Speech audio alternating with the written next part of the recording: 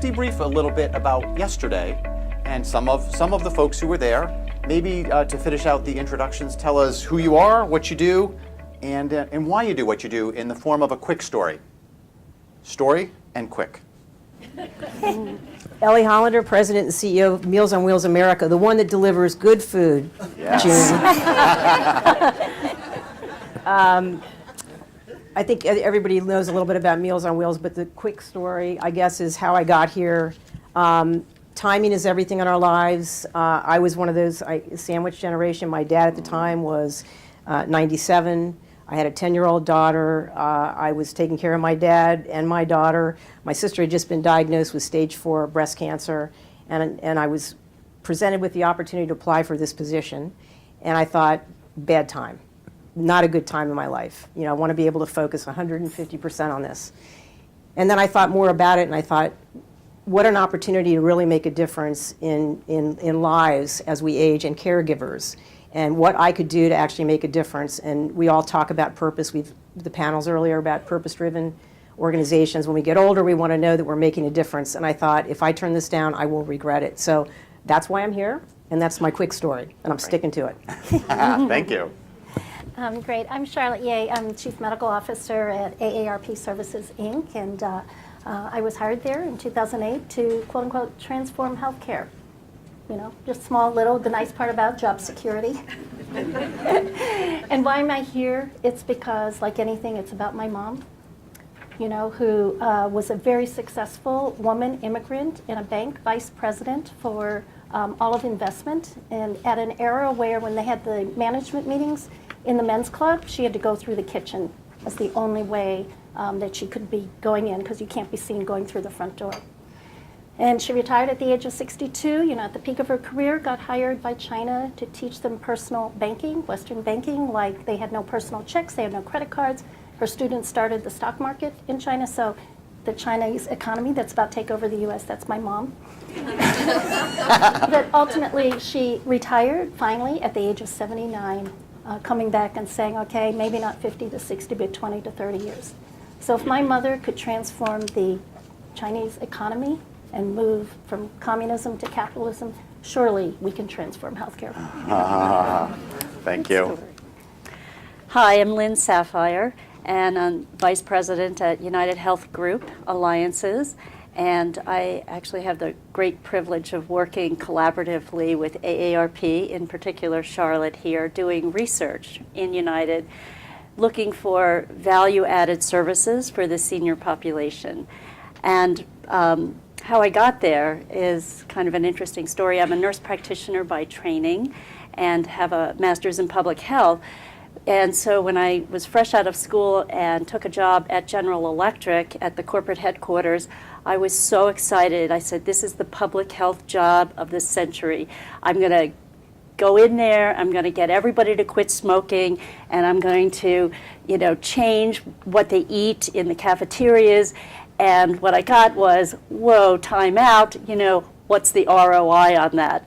But interestingly, after the 10 or 15 years that I was there, they were taking a different approach to kind of a public health. It was, you know, we own these employees, and they're getting sicker on our watch, and they're not leaving. So now they kind of saw that there was some value in taking more of an education approach to educating people about how to take care of themselves. But from there, moving on to United Health Group, I think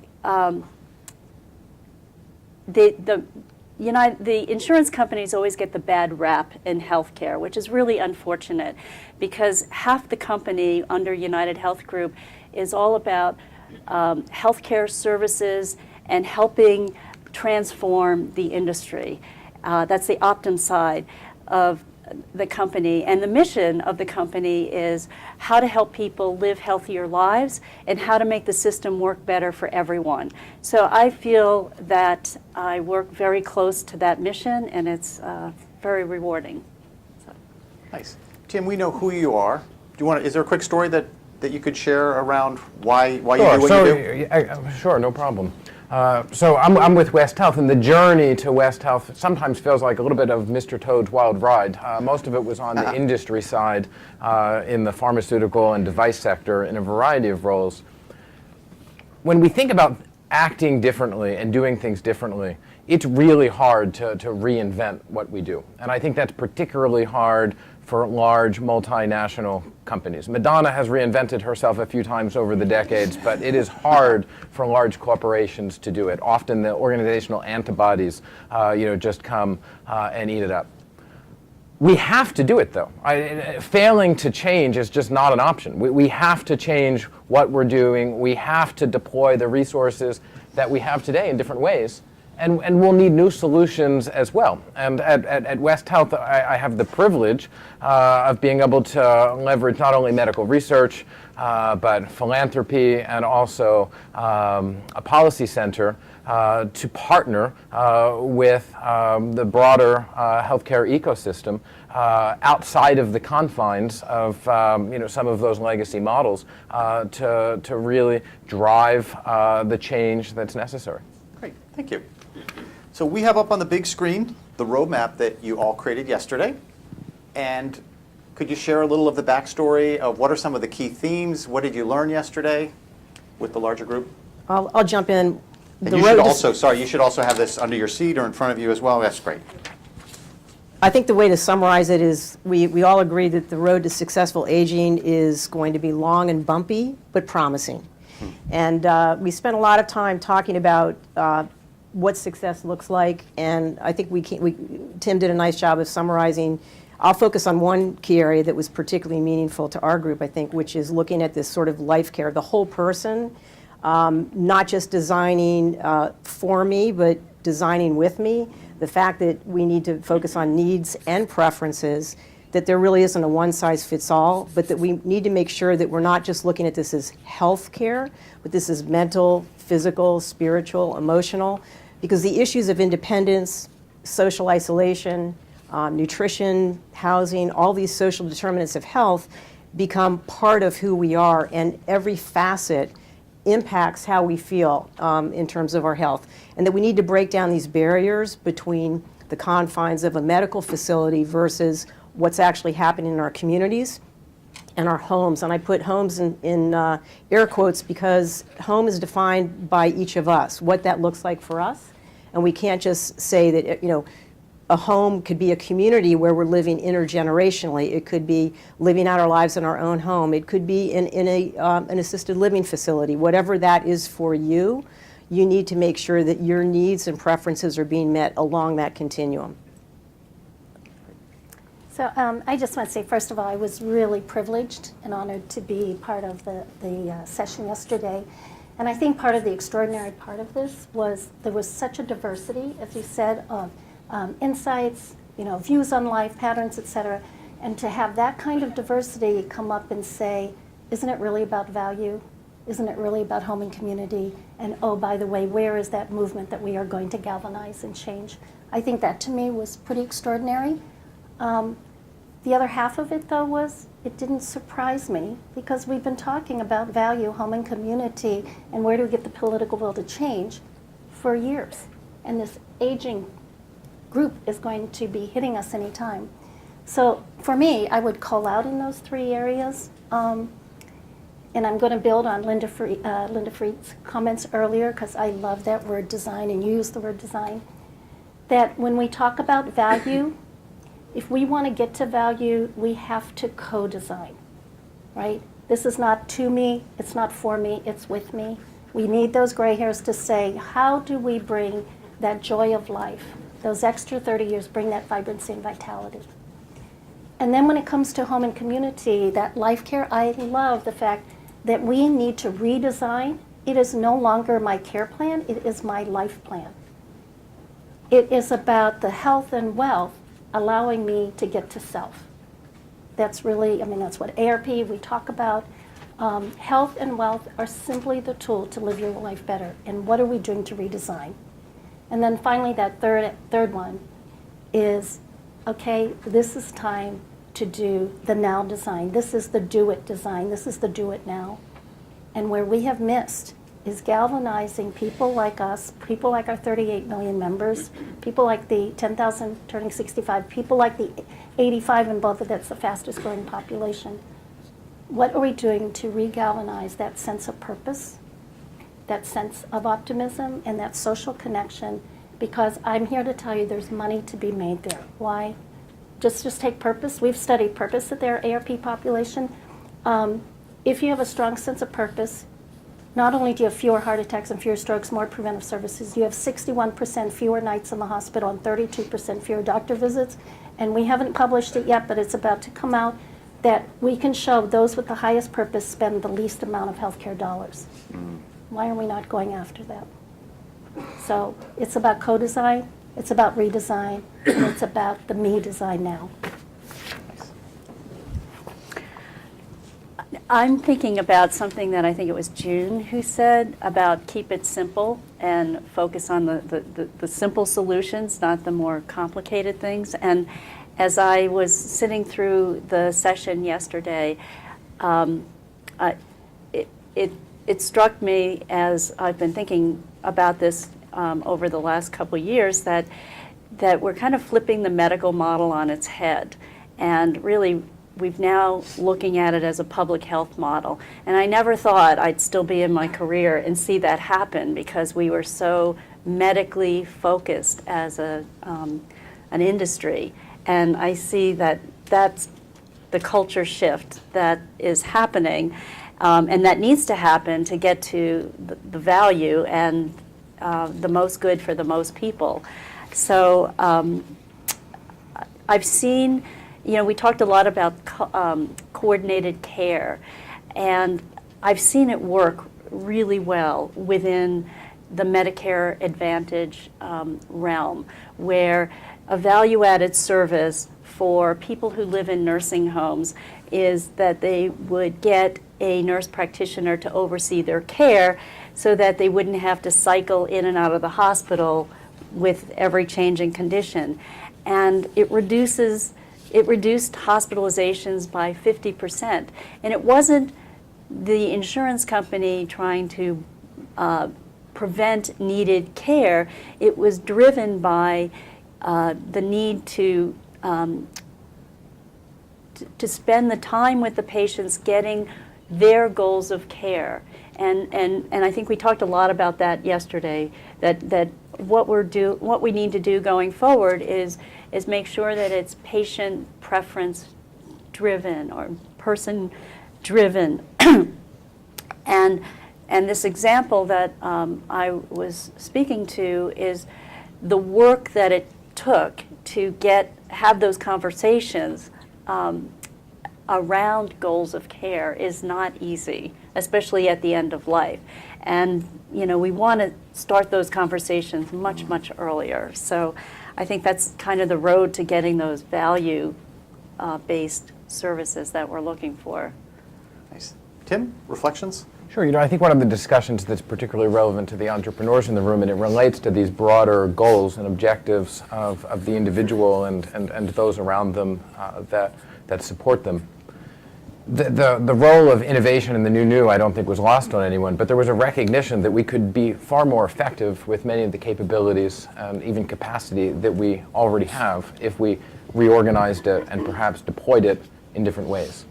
And I think that represents a tremendous opportunity from an innovation standpoint, focusing on enabling that reorganization and redeployment rather than perhaps completely transformative and new models that we're not even contemplating today. Great. Good. Any ahas? It sounds like the aha is more around how do we do it. Any other ahas or key insights, key takeaways? Well, I know we talked a lot in our group about payment reform, that we can't do it without aligning the incentives. And, you can see that clearly in managed care. And I've also seen it work where, there's a lot of demonstration projects going on right now on the payment reform. Mm-hmm. And some of them seem to really be taking off, or they certainly have very promising results. So I'm very interested in seeing that develop. Okay. Oh, Go ahead, sorry. Ellie. Yes. No, okay. I'll add that to exactly what you were saying is that as we began to dig deeper on some of these opportunities, we found barriers in each of the stakeholder groups that were getting in the way of unleashing the solutions that we felt we had. And as we began to dig deeper, it's almost like, oh wow, there's an attachment to this.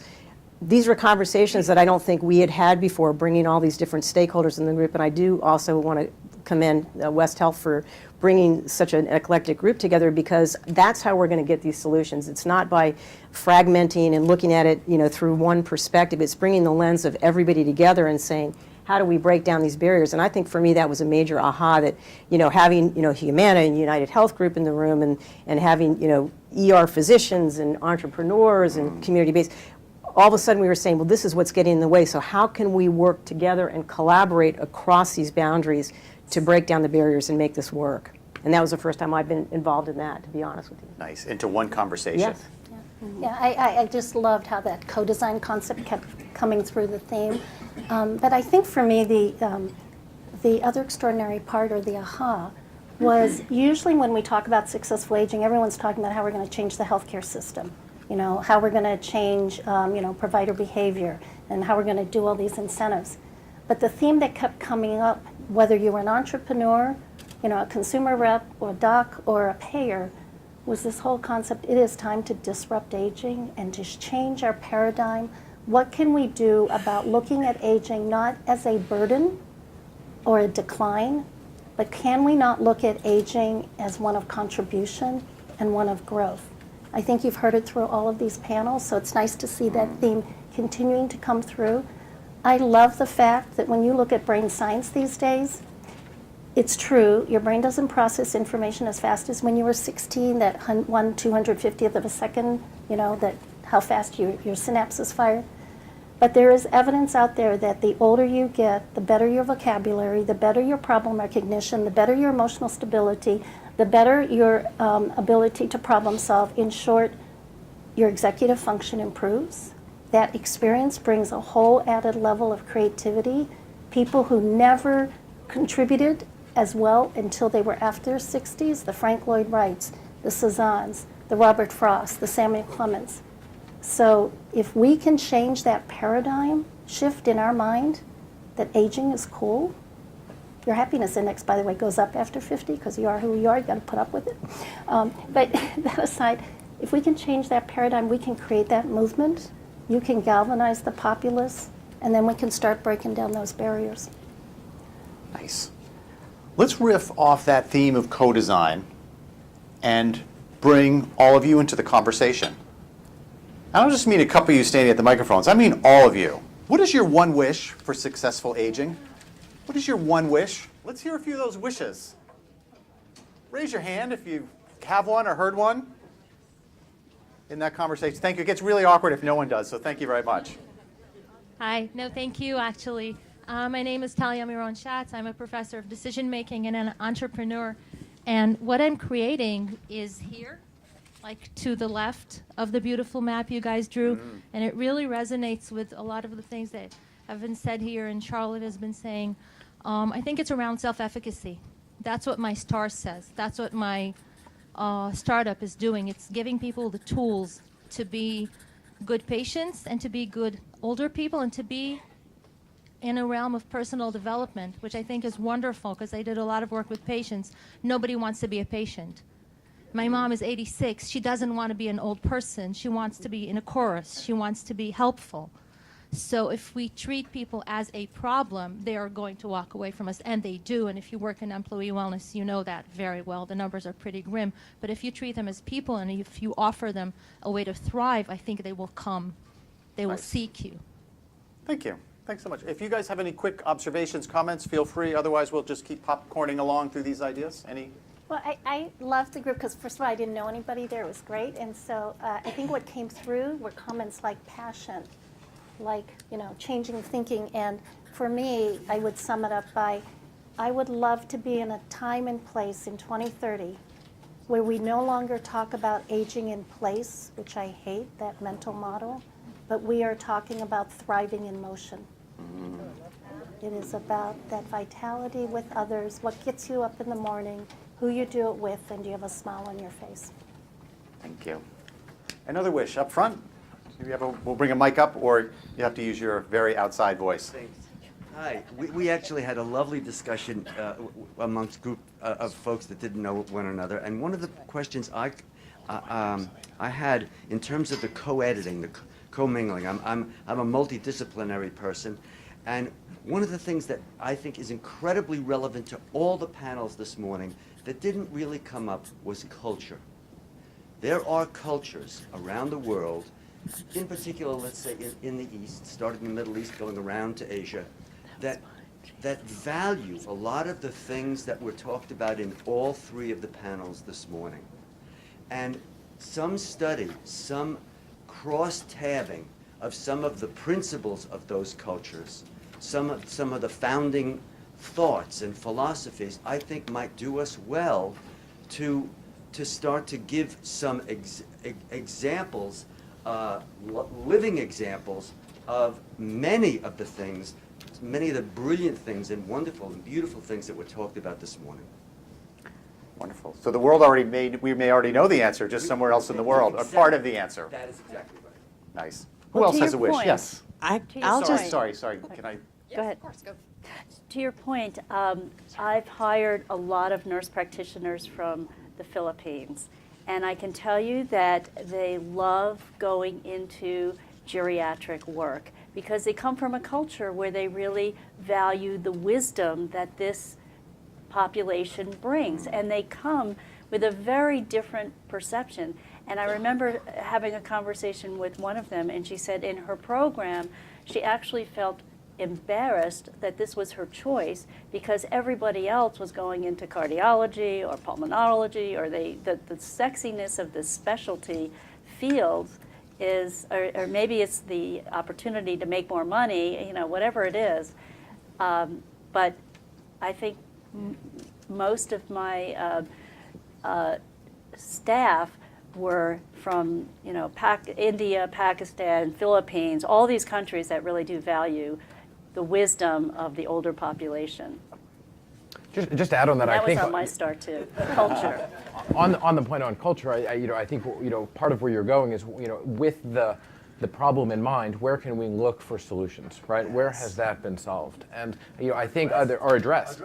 I think other cultures are a place that we can look at that. We should also look at other sectors that at a deep structural level are analogous, and where are there learnings that can be brought into healthcare. We talk about healthcare being different, and it is, but there's many of these things have been tackled by others within other sectors. Great.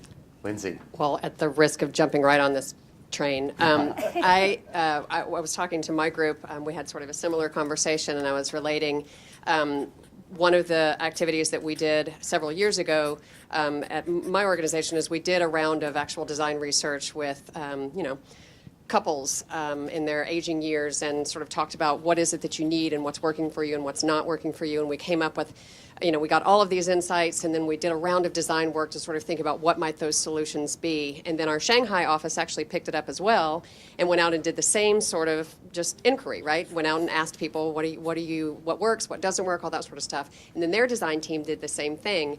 And I was absolutely fascinated by the fact that in the United States team, I would say a good 90% of our ideas, our concepts and ideas, were focused on fixing it. Whatever it was, we can fix that, we can fix this, we can fix this, we can fix that.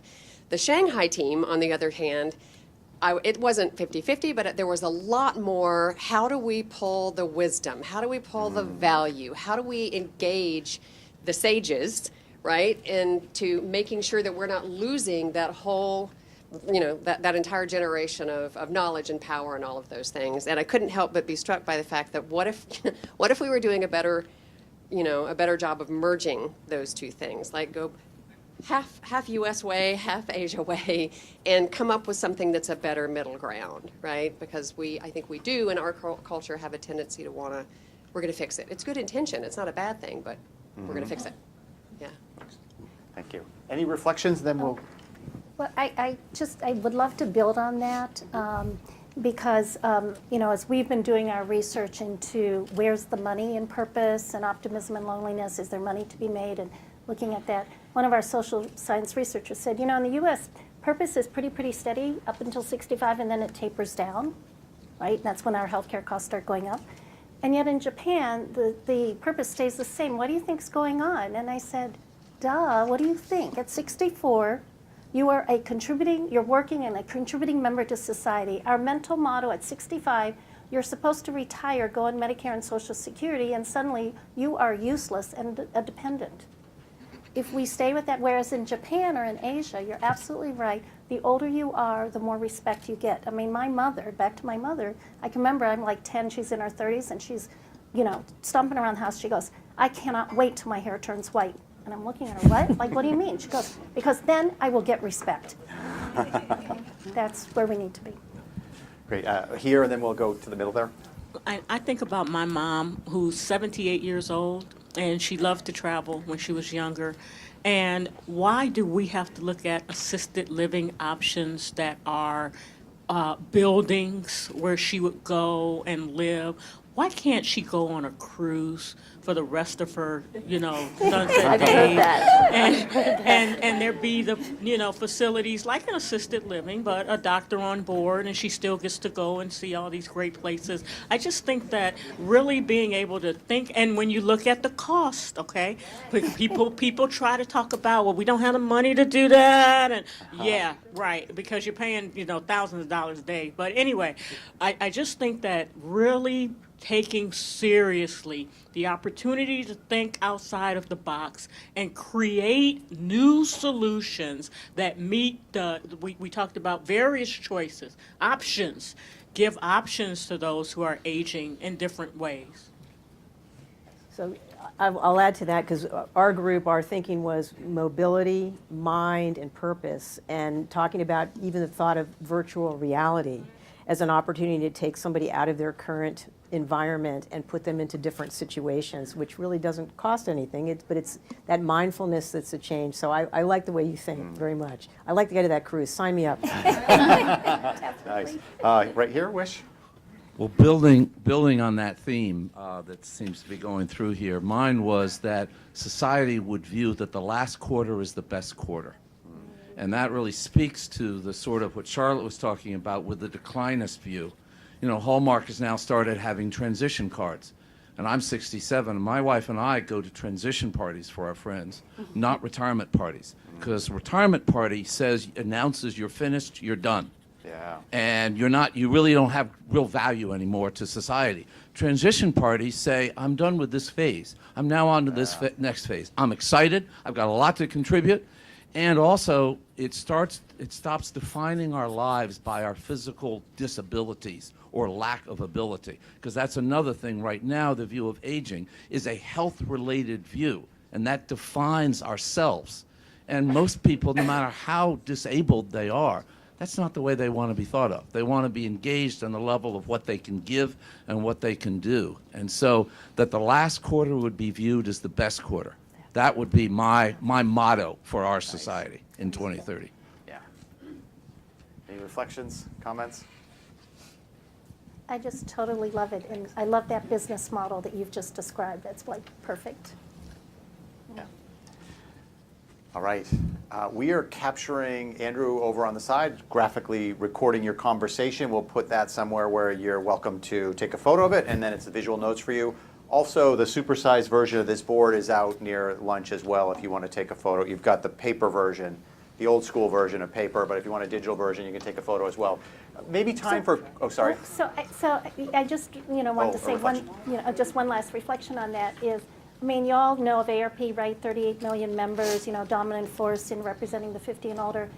I don't know how many of you know that the founder of AARP, over 50 years ago, I think nearly 60 years ago, Ethel Percy Andrus, she was 71 when she founded AARP. All right? Yes, transition, you can, if she could do that, imagine what you can do at 71.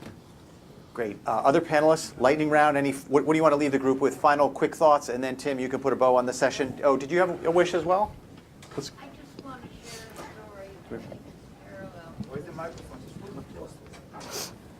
About my grandmother. And every day at about 11:45, she left. And she was going to feed old lady Cooper. My grandmother was 86. And I found out, I asked my mother, many years later, how old was old lady Cooper? She's about 60. She was paranoid, and the only person that she would take food from was my grandmother. But that sense of purpose that my grandmother had, and also a joy in life on it, made her the young 86, and old lady Cooper was about 60. Nice. Thank you. Any final thoughts you want to leave the group with, and then Tim, you can put a bow on the session? I would just encourage us all, we're here, let's network, let's spend some time talking to each other. I think that there are solutions that exist today, ones that we can bring in from other countries, but other experiences in industries, and let's not lose the momentum. This is a movement, and it's a journey, and let's just consider today the first step in that journey. Yeah, and just build, one thing we didn't really talk enough about was the social network and the social connection that is so critical. If you want to thrive in motion and make your last quarter the best quarter, it's who you do it with, and we're here together. Can we build on that? We have a study at AARP that looks at healthy behaviors, and more women, higher income, do more healthy behaviors. But what really struck me is those who said they had 5 or more friends did the most healthy behaviors.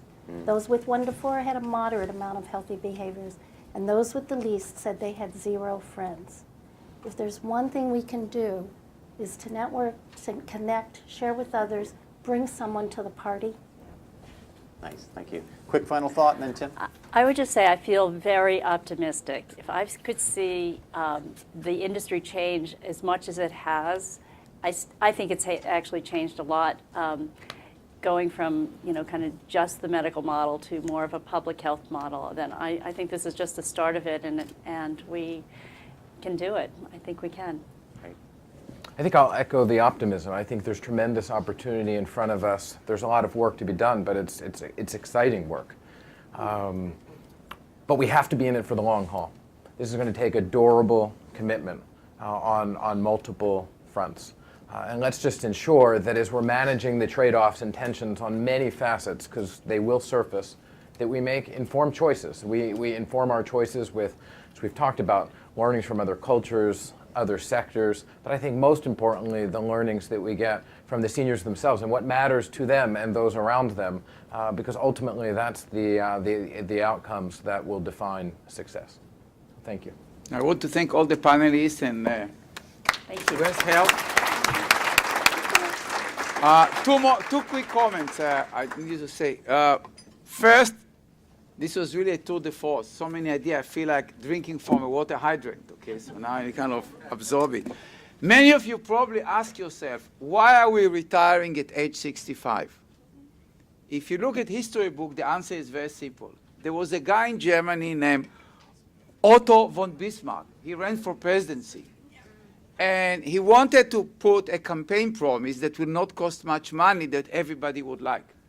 So he went to a banker named Rothschild, and Rothschild told him, promise people that if they retire at 65, they'll get free retirement money the rest of their life. At that time, only 1% made it to age 65, so it was a very easy campaign promise. But luckily, things have changed, so now you know where it's all come from. Maybe we should go from 65 to 72, 73. It's something that we should really think about. There's a lot of benefit to doing a gradual landing on that. But we'll go for lunch, and before that, I would like to thank the Simon School as well as Welltower for sponsorship and support of this conference. We'll take a 1-hour break, go enjoy the view and network. Thank you very much.